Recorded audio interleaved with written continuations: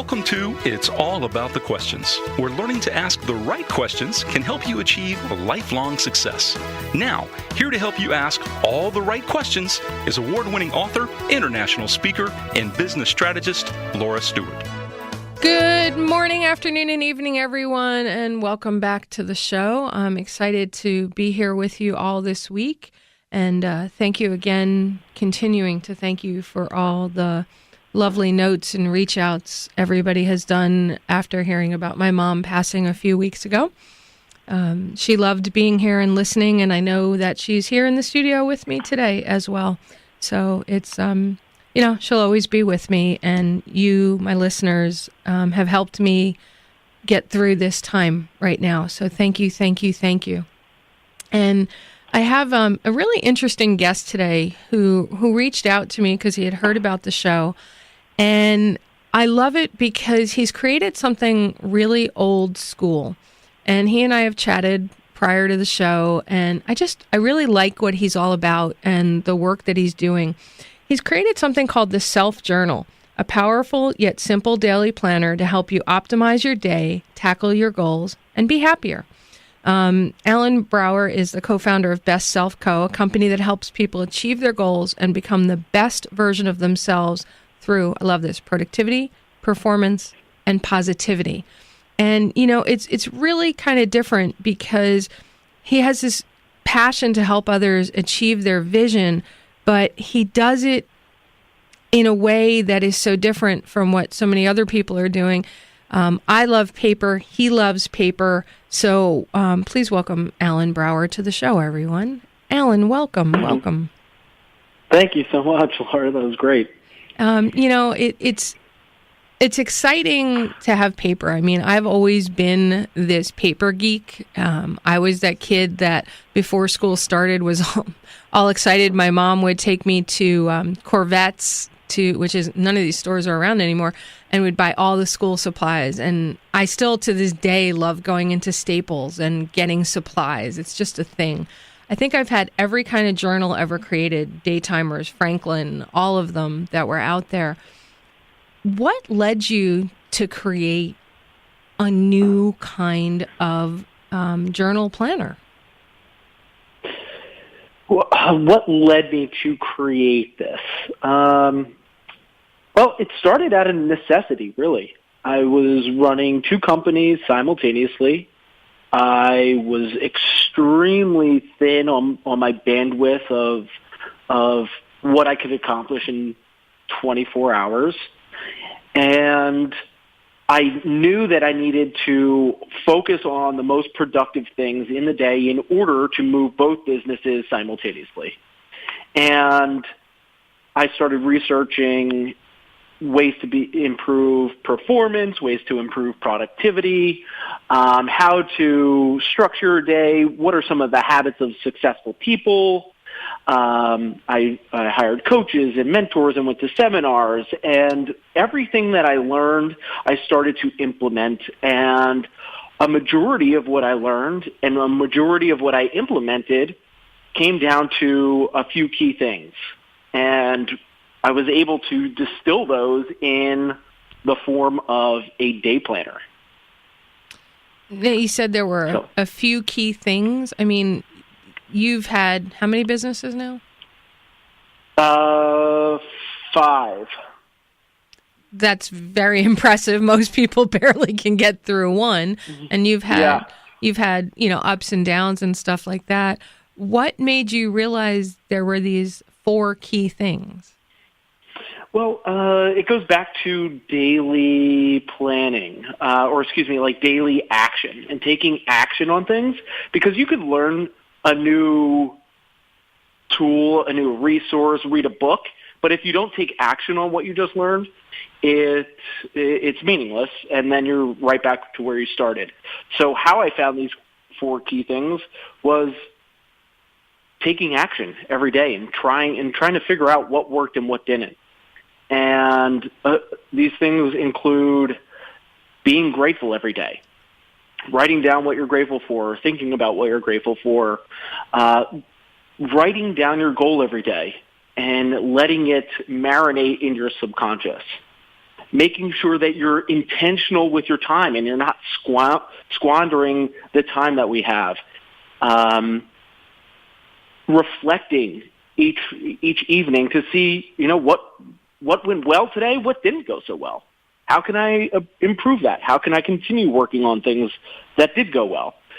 And by doing this in a systematic and sort of, trial and error way, I was able to figure out that these things worked, and they helped me feel better about what I was doing. They helped me accomplish more in the day, and I just found more fulfillment by the time the night ended, and then by the time the week ended, and then by the time the month ended, and then sooner or later I was like, oh, wow, the past 3 months have been pretty incredible. But you wouldn't have necessarily noticed that if you weren't writing these things down so that you can look back over it and build off of it. That's what I'm hearing you say. Yes, absolutely. That's something that the last 6 months of my life with my mom, I've noticed I got stuck in, I didn't even know what I had done for the day other than, okay, I spent some time with mom. And then I started writing down different things, and I realized how much time I actually did get to spend with mom and how much it meant to me and how much we did together. So that act of writing down impregnates it into your cells. Mm-hmm. And, I love my computer. I'm a geek. I owned a tech company. I speak at tech conferences. I'm the total geek out. Yet there's something about paper and pen. What do you say? It's true. What do you say to somebody who's like, no, that doesn't mean anything. All I want is my phone and my computer. How do you get somebody to think about writing?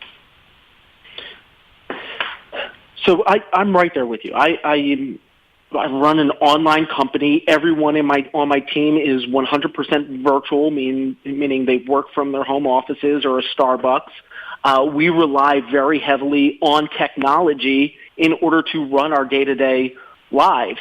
But going back to you said that thoughts were able to impregnate yourself. It's more of a reflection. And when you put pen or pencil to paper, there's something about that connection that really helps you stop, become present in the moment, and think about what it is that you want to accomplish in the day, what you will want for your future self, your future life, your family, your friends, and also to stop and really take the time to instill that into your subconscious. Whereas, we're creatures of habit and multitasking. We could drive and text at the same time while eating a burger. It's in most places it's illegal, but we do it. And if you're doing that and you're trying to be present and conscious and really feel your goals and really feel what it means to be grateful and to be intentional with your time and your planning, if you're trying to drive and text and eat and try to multitask in a digital way, it sort of loses everything. We have this saying that our phone is a productivity app graveyard, where you'll download an app, you'll do it for a week, it'll send you reminders and ping you and do this and that, and then you have to fill in forms and by the end of the week, you're on to the next one, or you've already forgotten about that app that you just downloaded. I'm laughing because my phone's like that. I know, and you're not the only one. I've been there. I'm there sometimes. So many people are, and there's something about the tangible aspect of having something laid flat on your desk, always staring you in the face, that you physically have to pick up a tool to write your goal in each and every day. there's something to that. There's something magical that you can't really put into words or formulate or have justification based on, oh, this is better than that. It's just different. Yeah, I agree with you so much. And, I was laughing out loud because I was just looking the other day. I'm like, all right, I need something to help me just organize my thoughts and meditate and just calm myself with all the emotions going on lately.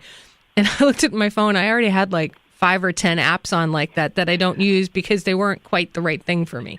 So then I don't use anything. It's true. I just the other day, you'll go to the app store and you'll be like, okay, productivity app or just like note-taking app or fill in the blank app, whatever it is. And then the app store will show you all the different search results. And instead of download or get or this and that, it's open. Oh, I already have all these? Yeah. It's so weird. Yeah, it's like, oh, I open? Oh, okay. Or it has the little download again icon, and it's like, oh, I tried this one once before. Yep.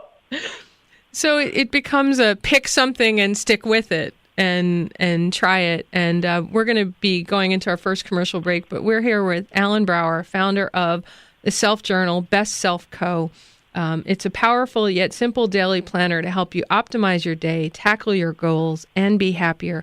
But we're going to be talking when we come back with Alan about, a 13-week goal-setting framework. And he's going to give us some tips and tricks on how we can be our best selves. And I do love this journal. It's I just love touching it. We'll be right back with more from Alan Brouwer. Alan, inside your self-journal, you've got this great quote. Progress has little to do with speed, but much to do with direction. Author unknown.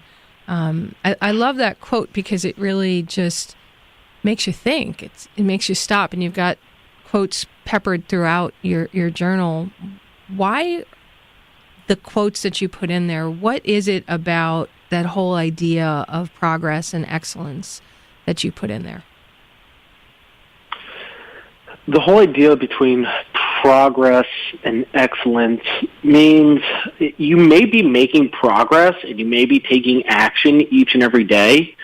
But if you're taking action in the wrong direction and realize, hey, this isn't really what I want, it's useless. So that's why planning is so important as far as setting goals and making sure that your goals are something that you want to achieve, and then work a little bit day in and day out to achieve those goals. And I think sometimes we get stuck in a mindset where we don't, we just take everything as it is and as it comes, and we aren't very intentional with what it is that we truly want in our own lives. And we'll find that we start helping people build their goals and their dreams and make them successful, whatever that means. And we sacrifice a lot on what it is that we truly want. That's interesting. And I'm getting a little feedback from your phone, so I don't know if you moved from where you were in the first segment or not. Just heads up on that one. Okay. You said that we often try to help other people and forget about ourselves. So what piece of advice would you give to somebody who is, they're like, okay, I just have to give and give and give and help everybody else, and then stuff will just come to me? I would say that that's false. Stuff doesn't just come to you. You need to make things happen. You need to take responsibility and 100% action or 100% responsibility for your outcomes and actions. And I think what you'll find is you don't need to just be 100% selfish. That's not what we're saying. We're saying make a plan. If you want to achieve something, whether it's lose 20 pounds, make more money, start that business, whatever it may be, put a plan in place And don't make it so daunting where it consumes all of your time and all of your energy, and you start just purging everyone and being this hermit who just stays inside all the time, and all you're doing is working towards that one goal. It's being intentional with that time and knowing that, okay, I do have the goal of losing 20 pounds. Doesn't mean I need to do this crazy 1 month juice cleanse and purge everything in my kitchen and throw out all my food and go to the gym 3 times a day. That's not what we're recommending, and I don't recommend that. It's just starting where you are and just getting a little bit better each and every day. And maybe it's walking for 2 miles or 3 miles. And then maybe that transitions into a slow jog. And then that transitions into a run. And now, after a run, now maybe you can do a 5K or maybe a 10K. And then it's just getting progressively better based on where you're at now. So it's not like giving and giving and giving until you have nothing left to give, and then all of a sudden everything's going to come to you. It's giving, yeah, you help other people. If other people are in your life, which if you're on planet Earth, they are, help them out. Help your boss, help your coworkers, help your family, help your friends. But also know that you need to put a little bit of time in for yourself, a half hour a day. 1 hour a day, 10 minutes to read a book on something that you want to learn. You could find little nuggets of time throughout your week to help you achieve what it is that you want to achieve. In your journal, the first approximately 27 pages are just explaining how to use the journal. I think close to 10 pages are just focused on the 13-week goal-setting framework. So when I look at that and I look at the principles in your book, this 13-week goal-setting framework is obviously something that you spent a lot of time creating and felt it was so important. You dedicated almost half of the opening to it. Why 13 weeks? Why is this so critical to creating that intention to success? You're right. It's based around a 13-week goal-setting system. And the reason why we choose a 13-week roadmap, that's what we call it, and a lot of those pages, 27 pages probably sounds a little overwhelming for a day planner or a journal just as instructions. There's examples and other resources, and we tell a little bit of story about why this is meaningful to make it not as overwhelming. But why we choose 13 weeks is extremely important. We've all set New Year's resolutions. I am pretty sure we've all failed at New Year's resolutions. And the reason is because 1 year is way too far out for us to procrastinate. And then 6 months passes by, we either, 1, forgot about what our New Year's resolution was, or 2, we just don't care anymore. And what we find is that when we set a 3-month or a 13-week goal, so now you get 4 of these quote-unquote resolutions in the year, what we find is that 3 months is it's enough to actually make progress on. You'd be surprised how much you can accomplish in a 3-month time frame. But it's also close enough where the finish line is always in sight. So you don't have the room to procrastinate because it's always, the finish line's always staring you in the face. So that's why the 13-week roadmap is so important, because it does give you the push to actually make progress. And it's also close enough where you don't procrastinate and you can actually do something meaningful in 3 months' time. I like the whole concept of the finish line always being in sight, because sometimes you have a goal that's so big, big, hairy, audacious goal, and it could be something that might take years but you're recommending putting it into smaller bites for a year, 4 bites a year that you can track and see. And it's a great reminder for everybody. I mean, you've had 5 businesses. Sure, were all of them highly successful? No, absolutely not. 2 of them were complete failures. One did all right. One I sold, and the other one is what I'm working in today. So, but here's the thing: I was able to learn from those businesses that didn't work or were pretty good but didn't take off like this one, and learn from either my mistakes or learn from the wins that I found while doing those, and then slowly transition to here. I love it. I love it. And we're going to go into the national news. We're here with Alan Brouwer, founder of BestSelf Co, the Self Journal. And I'm looking forward, Alan, after the national news break, to getting into some nitty-gritties on some steps that my listeners can actually begin taking today to get their goals situated. We'll be right back with more from Alan Brouwer. Welcome back, all my listeners on iHeartRadio, listening to us live on the air on broadcast radio. If you're listening on the podcast, this was instantaneous since I cut out the national news. Alan, before the news break, we were talking about, always having the finish line in sight. That's what your 13-week framework goal setting is all about. What's something that my listeners can start doing now? Is there something you can walk them through to help them get started? Yeah, absolutely. So one thing that you can do today is take out a sheet of paper, write down one goal that you would love to hit in the next 3 months.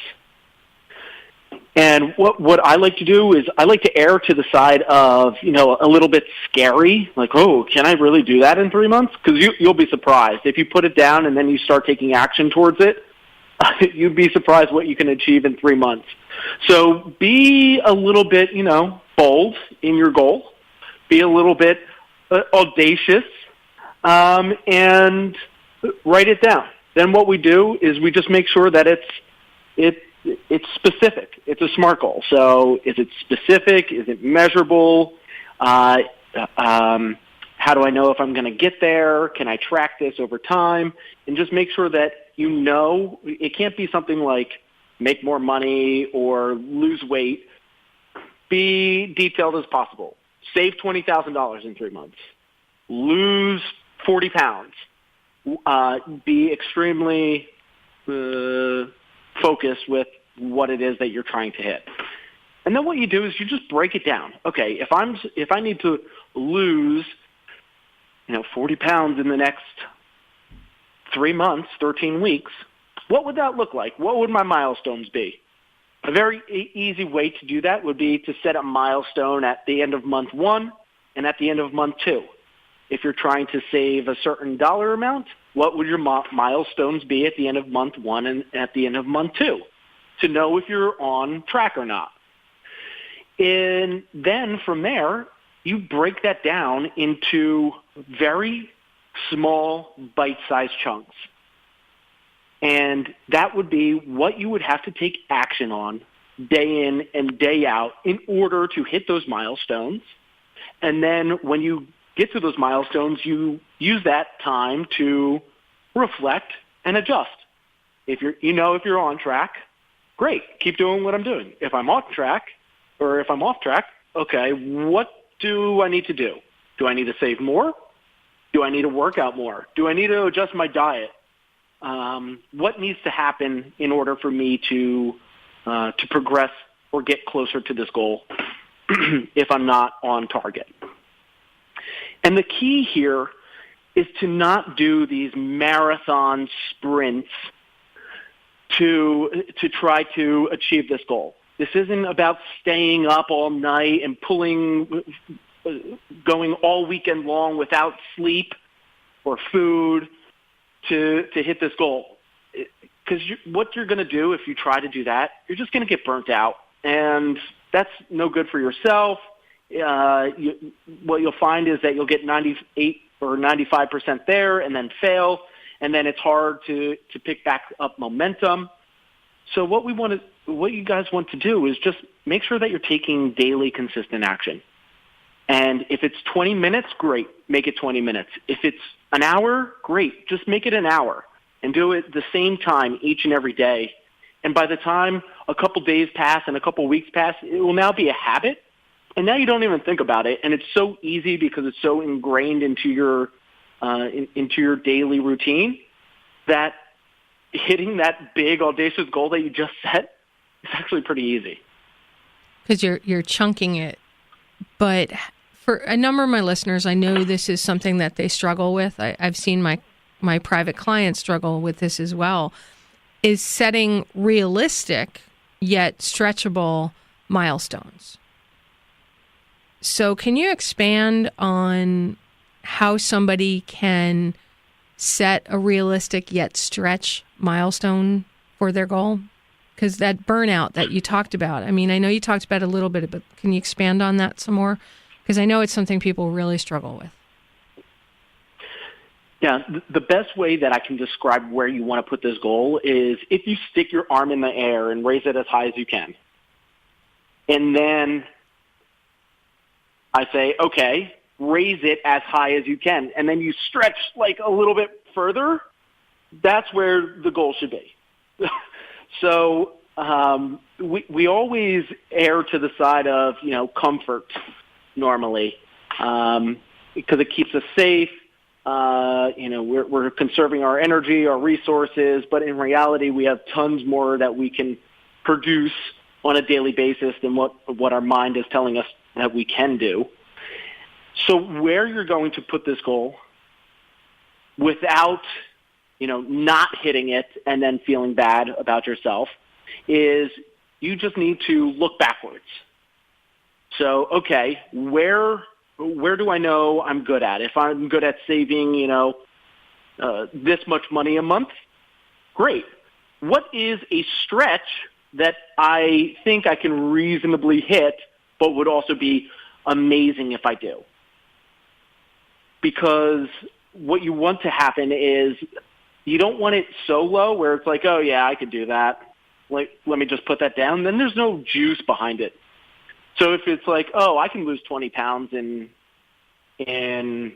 13 weeks, yeah, you could probably do that with the right diet and workout routine. But what would be like pie in the sky? Oh, if I did that would, keep me pushing forward. If I just get a little bit closer and work just a tiny bit harder, not killing myself, but just put in a little bit more effort, I could get there. That's the area that you want to keep your goal. A lot of people come in, they either shoot too low or too high. And if I was standing in front of you, I would say raise your hand as high as you can. And you probably stand with 2 feet flat on the floor, and you'd reach your hand up. Then I would say, is that as high as you could reach it?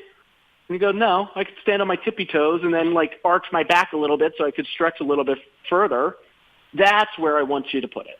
So that's one way to think about where am I going to set this goal without making it too easy where, I don't really care about it, and without making it too high or too big where when I don't hit it, I feel bad for myself.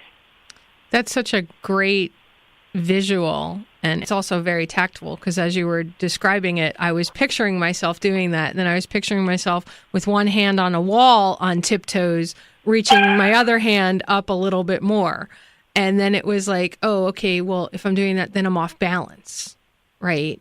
So it sounds like making sure that you can do that extra stretch, but not be so off balance that you have to grab onto something that might not be there to help you reach it. So using your analogy of 20 pounds in 13 weeks, some of us may go, well, I can do 30. Well, maybe it's 25 is really where we should be that first set of 13 weeks. Totally. Because that 30 would be I have to put my hand out and grab onto something as I'm trying to reach it. But the 25 is, okay, tippy toes, stretching up, arch my back. It's a stretch, but you can do it. You know you can do it. Okay. All right. That was and you're not hurting yourself. You're not grabbing onto something that may not be there. It's not a resource that you're dependent upon. It's all on you, and you know how to get there. So, yeah, I love that analogy of putting your hand on the wall, trying to get as high as you could go, but even that's a little too high. Yeah, because the fear kicks in, whereas the stretch, it's like almost a little, I can do this, versus, oh my God, I'm going to fall. You want that. Yep, I can do this. I can do this. Yes, I did it. Great. Okay, got it. That's great. I love that whole idea. Now, on your Twitter feed and on all the stuff that you're doing, you mentioned that you just recently won the Shopify Build a Business contest. Yes. So Shopify is an e-commerce platform. It's where it's the technology that we use to run our business, and it's to help sell products online. They host a competition that's called the Shopify Build a Business competition and the Shopify Build a Bigger Business competition. And everybody on their platform that already had an existing business that wanted to register this past year registered. And what Shopify does is they track your progress over, I think it's 8 months. And whoever has the highest grossing, the fastest growing, and a couple other indicators that they monitor over that time frame, they analyze the results. And yes, BestSelf Co was one of those companies that won the Shopify Build a Bigger Business competition. That was a stretch goal for you, right? Oh, yeah. So you put this into 13-week goal settings and said, now how are we going to win that contest? How are we going to grow to do that? Correct? Absolutely. So, yep. So it's extremely hilarious, and I find it, almost baffling. But we sell the tool that we actually use ourselves in order to grow and win these goals, and we're our own best case study. So I find that funny. But yes, we said, okay, if this is the goal that we want to hit, we know that they're going to monitor our growth from point A to point B and track it over time. Well, what do we have to do in order to, in order to get there? Now, we're operating in a vacuum, so all we can do is base our results off of ourselves. But if we know where we are, we know, okay, how do we grow as quickly as possible? What do we need to do in order to hit there? Do we need to launch new products? Do we need to acquire new customers? Do we need to sell new products to our existing customers? Or is it a bunch of these different options? So we knew that on a daily basis, okay, how are we growing? How are we doing? We're tracking our metrics each and every day. Are we going up? Are we going down? What's working? What's not? So on and so forth. I love that you used your own products to help you do this. I don't know if you're doing this, but I think it would be really cool if you released your pages so that people can see what you actually wrote and stuff up there. And we're going to talk about that when we come back after our last commercial break. Alan, so you were just talking about how you won the Shopify Build a Bigger Business contest. You got some one-to-one mentoring with Tony Robbins on his private resort in Fiji. Beyond the journal, you've created a whole community to help people do their goals. I don't know if you've been posting your own self-journal pages. I have not been up there in a while, but I'm going to guess that community is to help people refine and get the support that they may not have. Absolutely, yes. So the community is called the Best Self Alliance, and anyone who purchases a journal or who downloads the PDF off of our site gets access to this community, which is now the size of a small city. We have over 20,000 people in this group. And what they do is they just support each other in their goals, in what's working, in what's not, how everything's working for them. Maybe they've fallen off of their goal. Maybe they got halfway to their goal and they said, you know what, this isn't for me. Guys, what happens when this happens to you and this goal no longer serves you? And it's the community that comes in and supports them and gives ideas and tips and advice and accountability sometimes. Accountability is pretty key, especially if you're an entrepreneur starting out on your own and you're in this vacuum, except maybe your family who doesn't understand what it is you're trying to do. Exactly. Exactly. Accountability is the big one. Yeah. And I get the impression with the journal, the self-journal, that doing it each day and writing your goal in there every day and your gratitudes and all those different pieces with the milestone and what you've accomplished in some way is holding you accountable to yourself. Because if you're like me and you haven't put anything in a couple of days, you kind of start beating, oh my God, I didn't do that. So it makes you think back. Mm-hmm. Yes, it does. It's definitely holding yourself accountable to what it is that you've agreed to accomplish today in order to hit your goals that you have set for yourself. In it, at the very beginning, when somebody's writing down their goal, the why is very important for me. My book, I talk about it a lot with my clients. I love this. You said, this end result goal is very important for me to achieve because. Why did you put that at the very beginning? That's a great question, and that is the reason why we're working so hard, or we want to achieve something. You don't want to lose 20 pounds just to lose 20 pounds. You want to lose 20 pounds so you feel better, so you look better in the mirror, so you can actually spend time with your grandkids or something related to outside of just the losing 20 pounds. You want to start that business because it's been a burning passion in you. And when you're able to start your business, you feel the most alive you ever felt. And when you're working on your passion, you inspire others to live a life that they'd be proud to live. And that has so much more juice than just, start my own business. Or maybe it's like save X amount of dollars. Well, cool, that's great, more money in the bank. But what does that really get you? Does that mean that, now I can retire, 5 years early?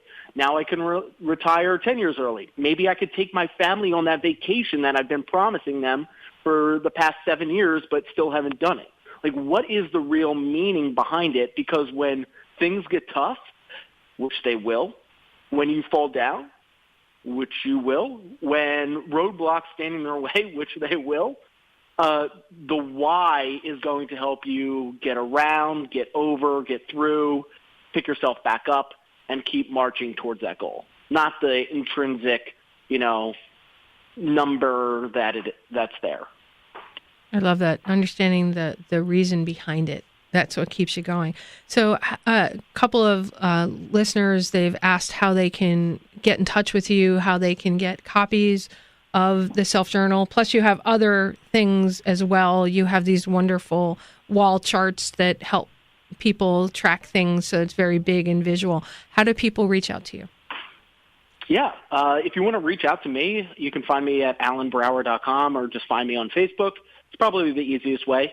If you want to find out more about the company and the products, the tools, the content, the courses that we have, that's at bestself.co. And that's bestself.co, everybody. Correct. So they can buy the products there. They can also get them on Amazon and stuff too, but I recommend that everybody go to bestself.co because you have so many resources up there as well.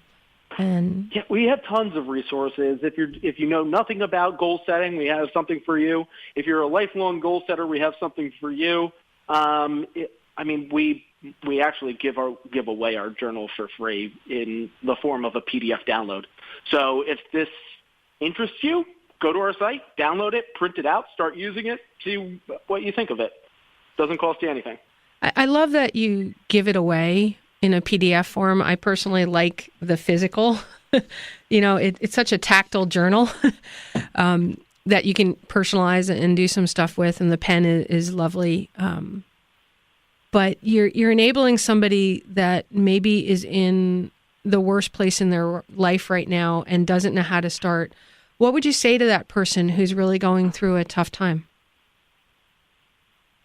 What would I say to that person? Being someone who's experienced tough times in their life, I would just tell my past self and anybody experiencing a tough time right now is this is happening for a reason, and it only gets better from here. And use this as a learning curve or something to learn and reflect from. And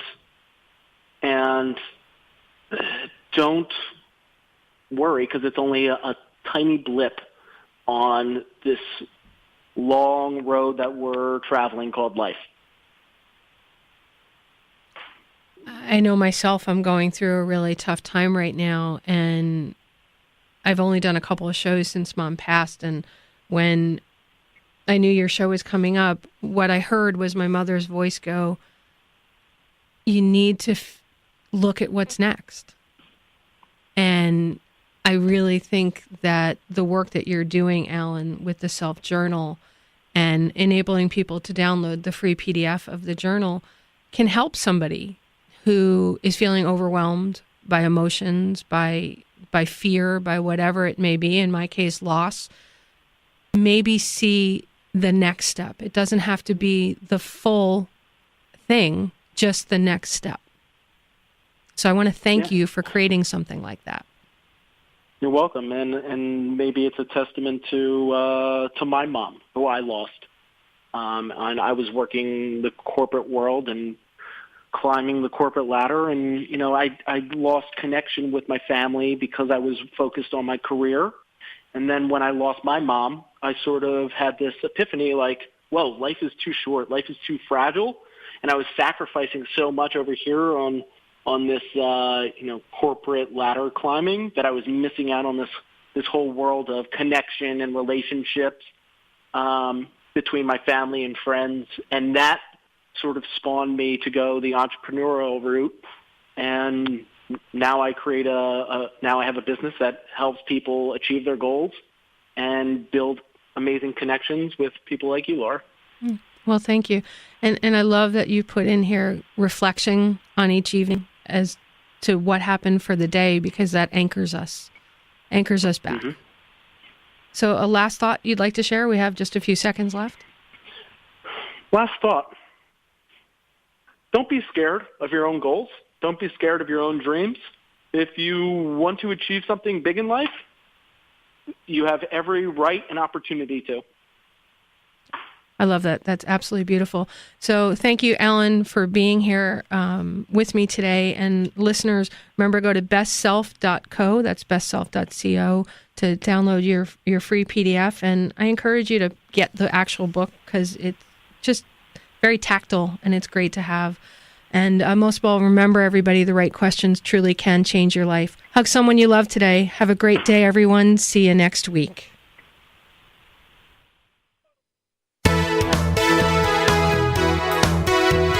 You've been listening to It's All About the Questions, starring Laura Stewart. Connect with Laura at it'sallaboutthequestions.com and download a free workbook that will help you ask better questions starting today.